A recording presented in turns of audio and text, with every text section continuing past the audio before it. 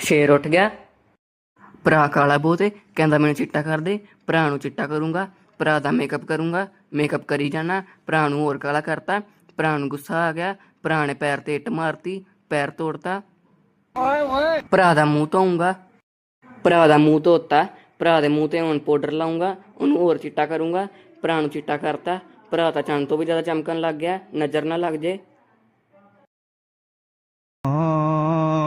कल्ला घूमी जाना वा, की करा, मन नहीं लगता पिया। गुआंढियां दी बैल मार देना वा, गुआंढियां दी बैल मारांगा। बैल मारती, भज गया। दोबारा बैल मारूंगा, बैल मारती, अंदर वेखूंगा, कोई है तो नहीं। अंदर वेखन चला वा, डंडे मार मार के उन्होंने लत्तां तोड़तियां।